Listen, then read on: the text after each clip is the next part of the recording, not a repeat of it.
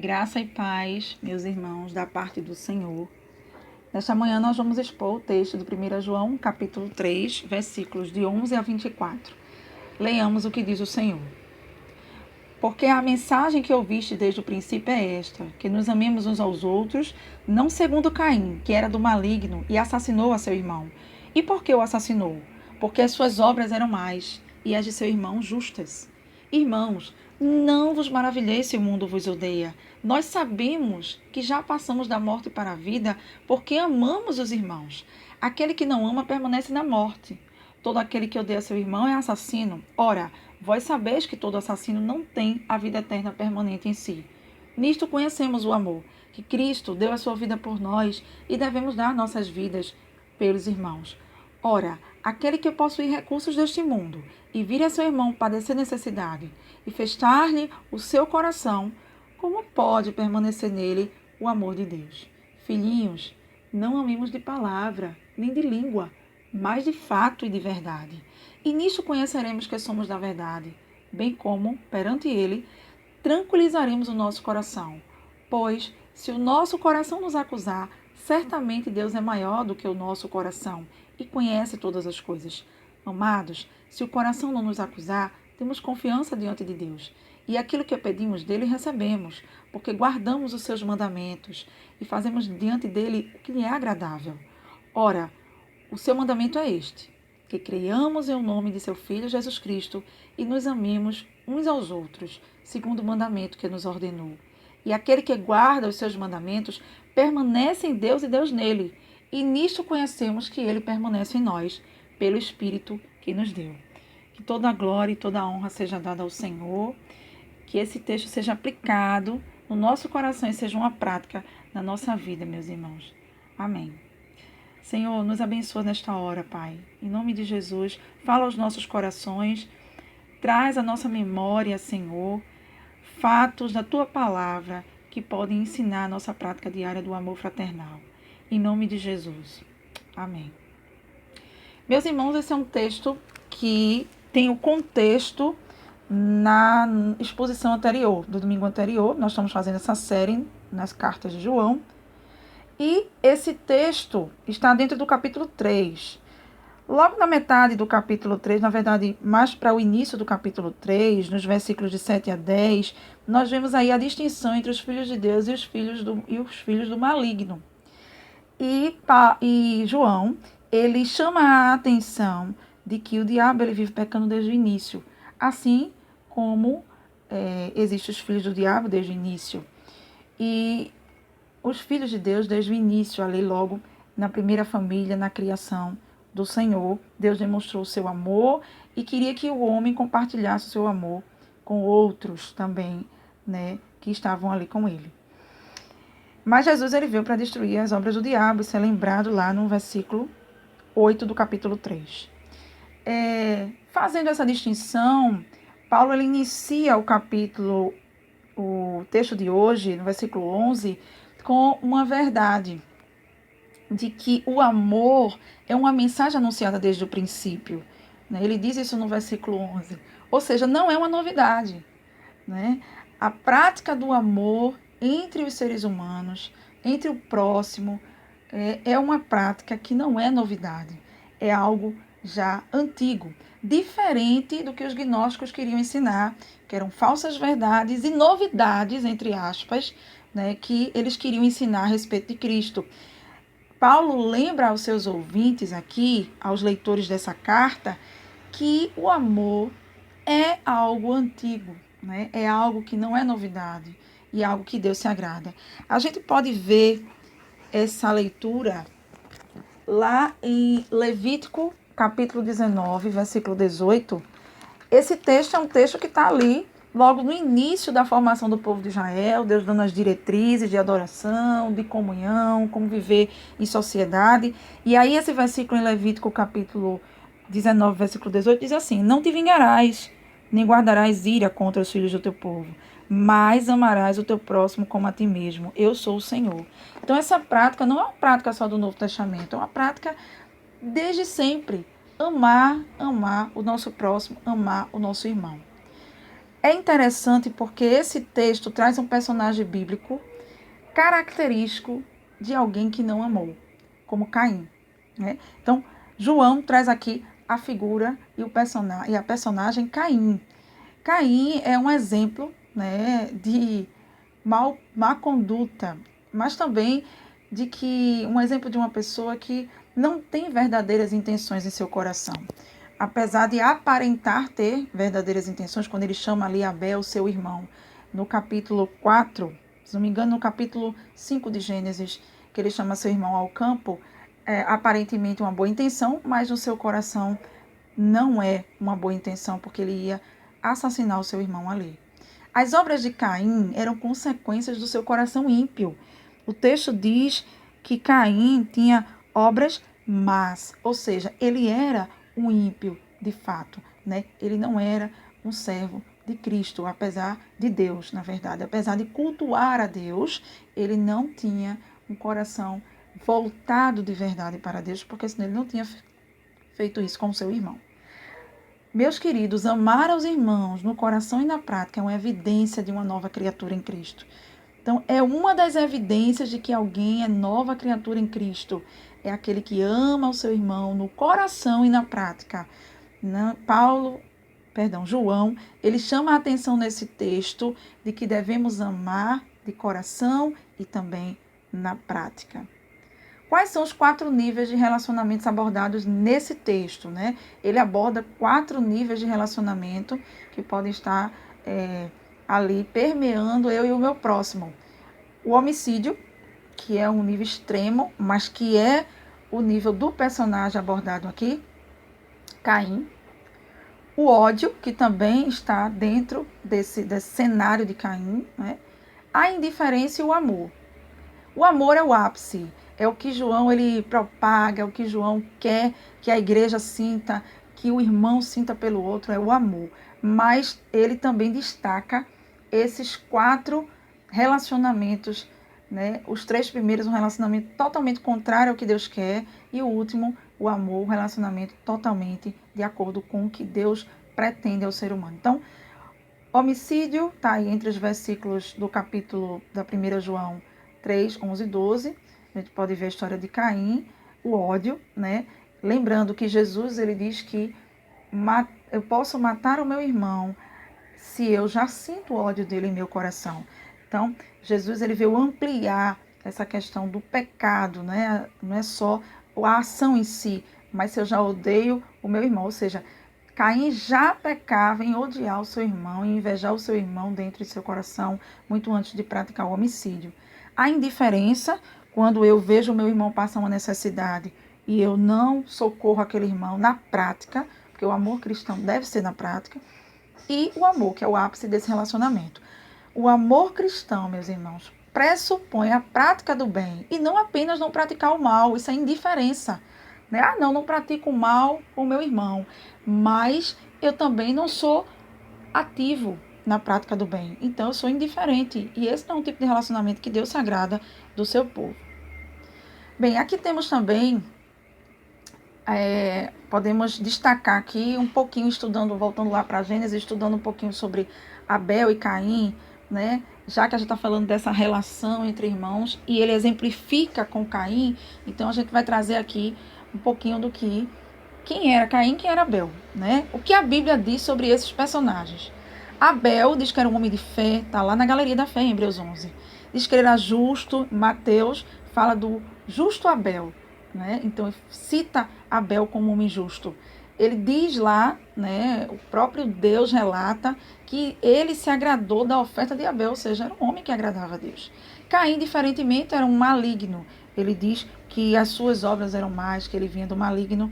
Aí nesse texto em que nós lemos, ele praticava uma falsa religião, era comparado até a Corá e Balaão. Está lá em Judas, versículo 11. Então é uma falsa religião, ele cultuava a Deus, mas o seu coração era corrompido pelo mal. E ele era invejoso, né? O próprio texto diz isso em 2 versículos lá em Gênesis 4, onde está a história de Caim e Abel, versículos 5 e 8.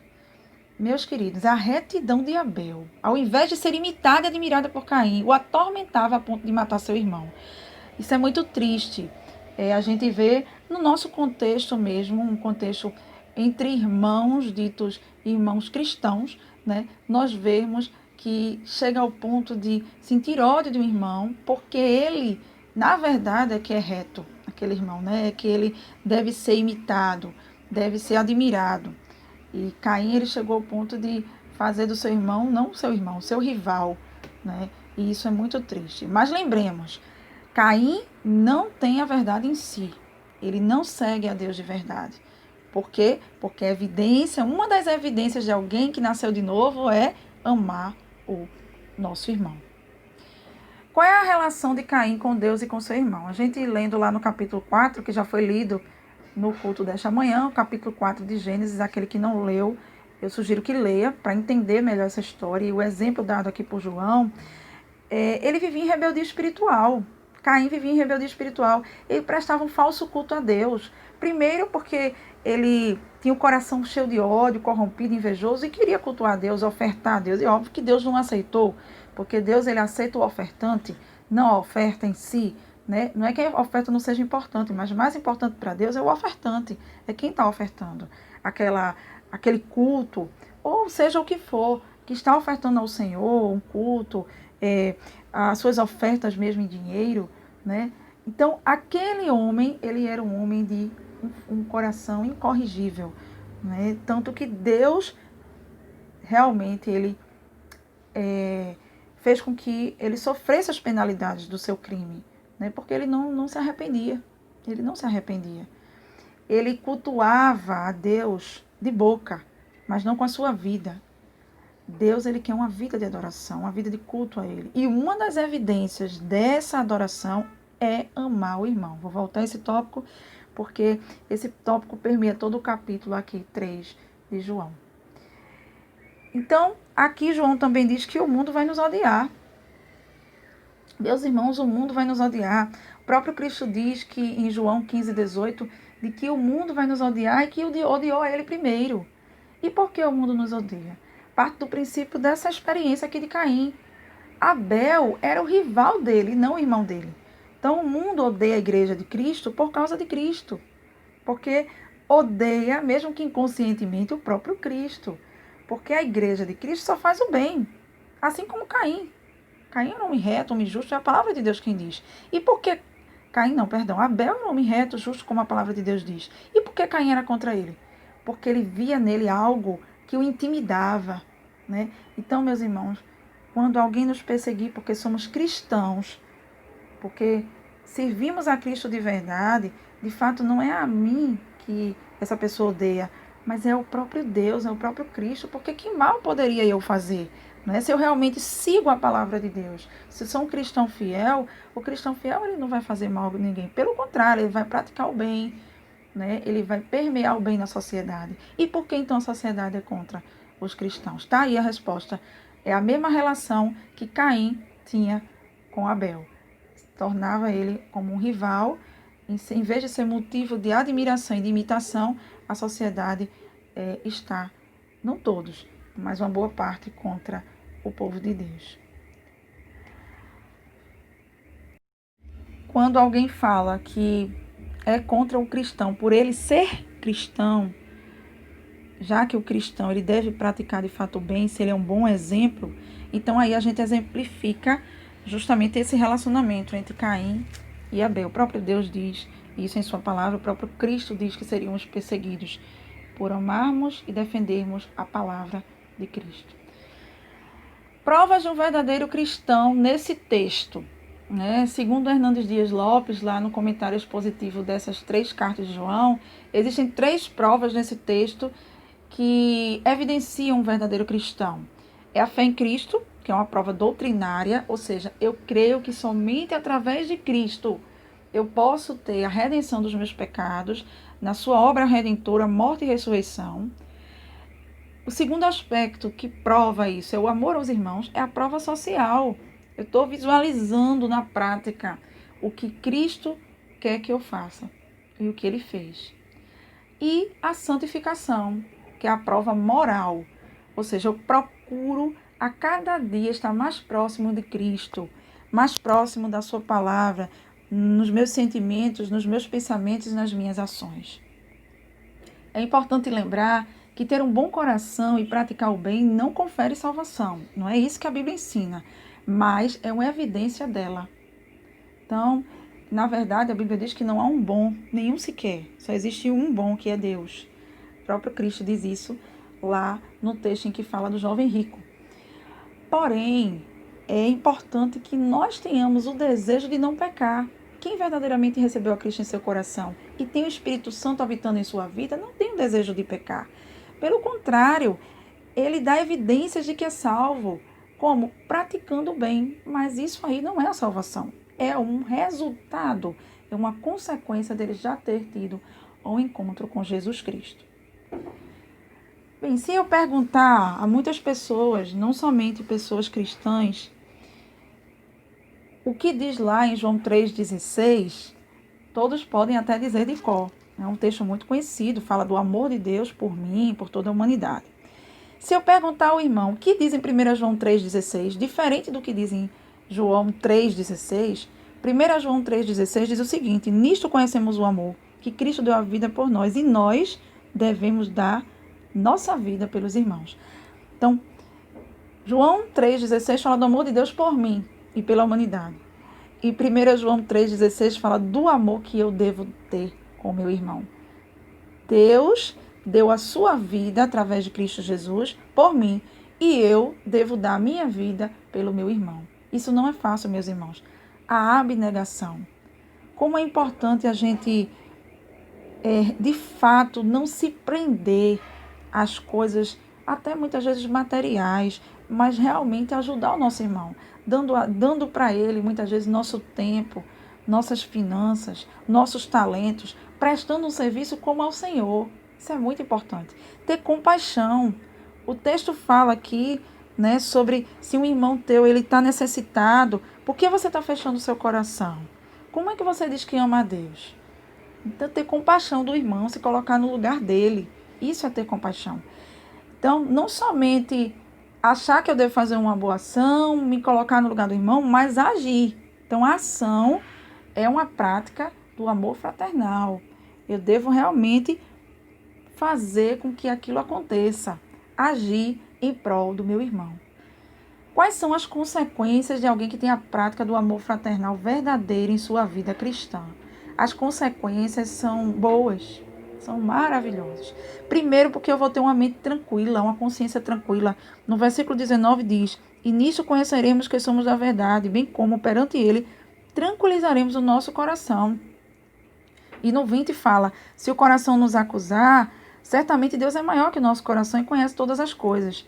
Então, praticar o bem ao meu irmão, pensar muito bem em relação ao meu irmão, né? Ou seja, amar o meu irmão, faz com que eu esteja uma mente tranquila, porque é um mandamento do Senhor. Então eu estou diante do Senhor, eu estou tranquila, eu estou cedendo perdão, eu estou amando, minha mente está tranquila. Irmãos, não tem coisa melhor do que você ter uma mente e um coração tranquilo diante de Deus, de que você ama seu irmão, de que você faz tudo pelo seu irmão, pelo reino de Deus. Isso é muito importante, você ter essa mente tranquila diante de Deus. Sabe por quê? Porque mesmo se o coração acusar a gente, muitas vezes a gente até cometeu alguma coisa ruim contra o nosso irmão, mas a gente pediu perdão, a gente se arrependeu, a gente foi lá, na prática, pedir esse perdão, mas às vezes pode acontecer daquele irmão não perdoar, o que é triste, né? O que é triste, porque nós devemos perdoar. Mas nós devemos estar com o nosso coração tranquilo, porque Deus conhece o nosso coração. Mesmo se o nosso coração quer nos acusar, Deus não nos acusa se de fato nos arrependemos, pedimos perdão e praticarmos na prática, fizermos na prática o amor cristão. E outra consequência maravilhosa é as orações respondidas. Veja o que diz no versículo 21 e 22. Amados, se o coração não nos acusar, temos confiança diante de Deus. E aquilo que pedimos dele, recebemos. Meus irmãos, que maravilha! Nossas orações não serão deixadas de lado. Elas serão respondidas. Por quê? Estamos praticando o que o Senhor quer, estamos com a mente tranquila, e isso dá total liberdade para entrarmos na presença de Deus, que nossas orações serão respondidas, claro, conforme a vontade do Senhor, que é boa, perfeita e agradável, mas elas serão ouvidas, elas serão analisadas pelo Senhor. Então, é uma forma da gente se achegar ao Senhor, é também evidenciar a nossa salvação através do amor aos nossos irmãos. Então, meus irmãos, nesse caso, nós chegamos aqui ao final dessa exposição, desse capítulo.